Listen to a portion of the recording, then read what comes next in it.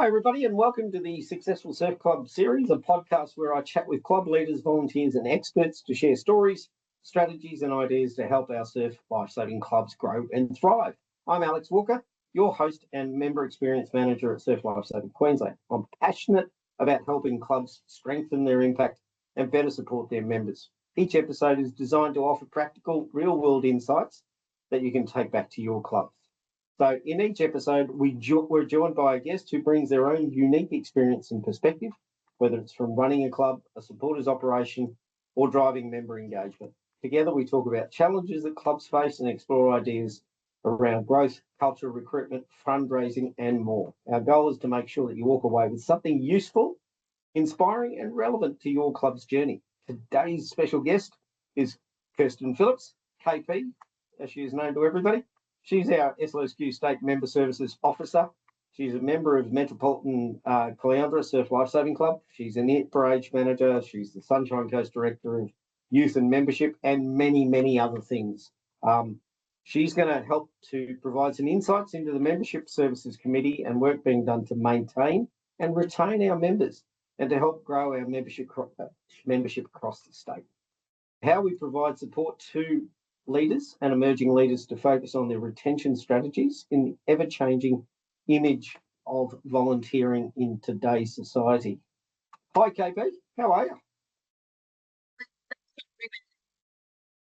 Oh, just having a little problem with your microphone at the moment. I'm not sure what happened there. Can you hear me? Better? Yep, got you now. That's all right. Nothing like a little technical issue right at the start. Thanks for joining me. We'll leap straight into the questions. From an organisational perspective, what is Surf Lifesaving Queensland striving for in terms of retention outcomes? And how does the Membership Services Committee, your committee, contribute to achieving this goal? So, Alex, look, as an organisation, Surf Lifesaving Queensland has set ourselves a goal of having a 75% retention rate across all membership in Queensland. So we track really well about in relation to this for a number of categories. So, for example, our active membership, so our patrolling membership, sits usually above that in most clubs, which is fantastic to see. Probably where we could do some more work is in the junior space. So we know our nippers, for example, have a lower retention rate. And look, a lot of that is in our really young nippers, which we know at that age, parents are like having their kids try different organisations until they find something that they like. So, but yeah, overall, the aim is to have a 75% retention rate.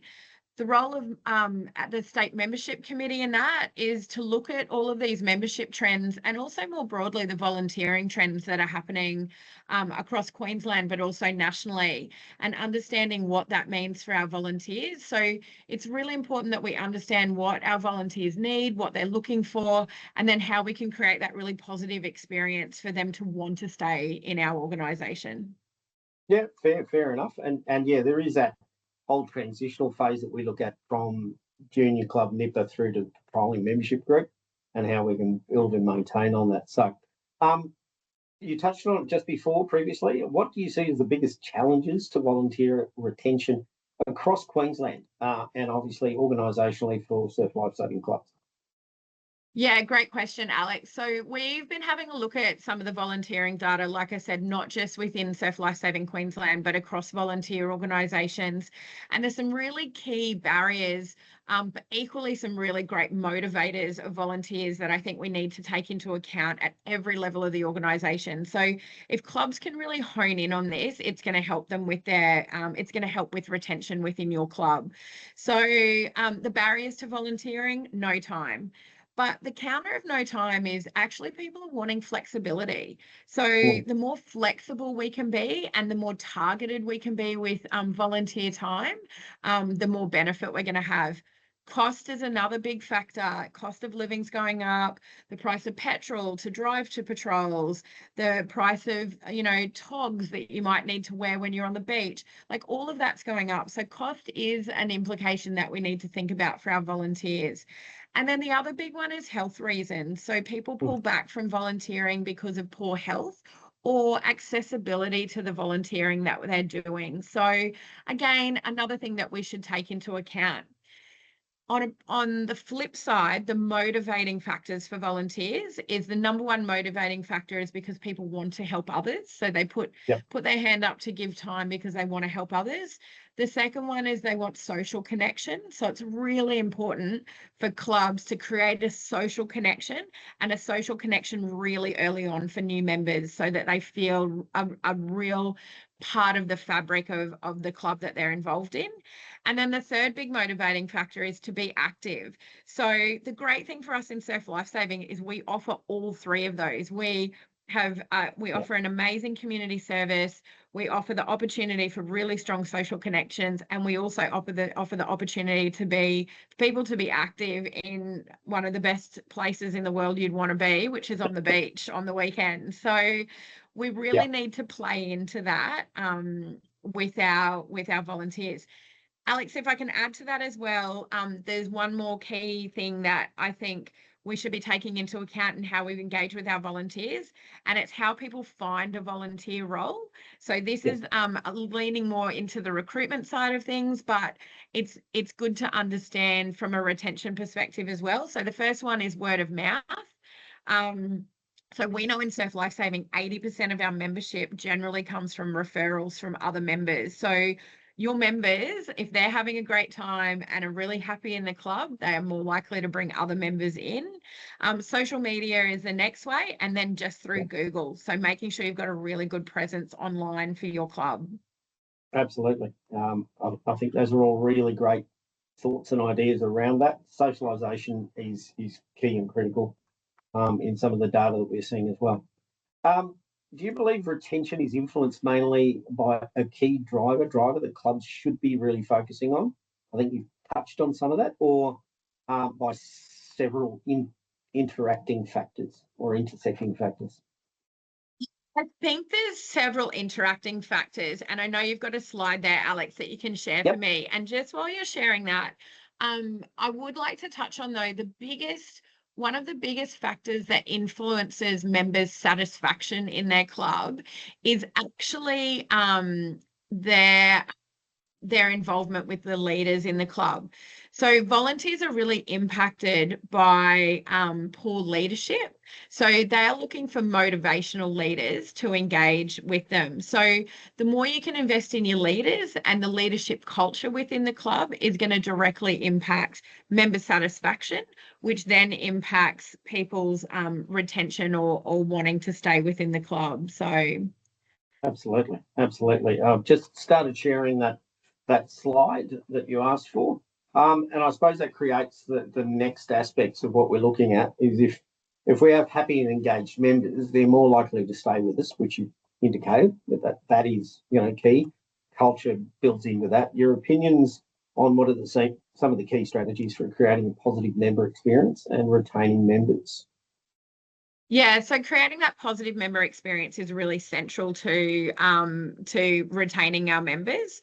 So, and there's kind of 6 factors that we've identified that really play into that, creating that positive member experience. So the first one is diverse opportunities for involvement. So I know at the Surf Lifesaving Queensland level, we've really been pushing there's a role for everyone in lifesaving. Yeah. And that is absolutely true. There are so many opportunities to be involved. And I think that we need to ensure that we continue to welcome people into that diversity of roles. So that's the first one.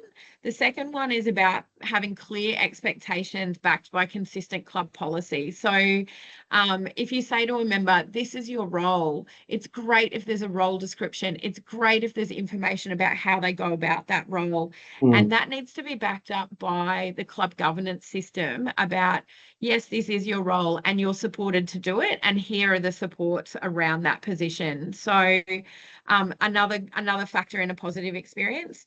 Social engagement, which I've touched on already. The stronger the more quickly and the stronger that social connection is, the more likely people are likely to stay within that club. And also the more likely people are willing to give up more of their time. So that social connection element is absolutely critical. The next one is around recognition and reward. And this isn't about giving out big awards at the end of the season. This is just about people feeling valued. The easiest way you can make people feel valued is just thanking them. So, whether it's a Christmas card sent out to patrol captains at Christmas time, whether it's, a thanks at the end of the day every week at the end of nippers for the age managers. It's just making people feel valued for the time that they've put in. And that can be really, really simple to do, but it needs to be embedded within the club culture to create that really positive member experience. The next one there is about strong communication with members. So what communication channels are used, how consistently that they're used. And a big part of that too is making sure it's people focused as well. So that really creates a really positive member experience. When people see great things that other people that they know in the club are doing, that success breeds success. And then the last one is that more formal education and development pathways. We know a lot of people come to volunteer organisations, including SURF, because they want to gain formal skills that then could potentially help them in their professional careers or other pathways that they want to take. So making sure that we've got a really clear education and development pathway is super important as well. Absolutely. Some great tips there and ideas about what clubs should be looking at doing in that space. I suppose the next phase for the clubs would be, how do these 6 key areas translate to the practical initiatives that drive retention at club level? And certainly communication, I think, and culture are key aspects of all of that. Yeah, absolutely. So there's heaps of initiatives clubs can do around this retention space.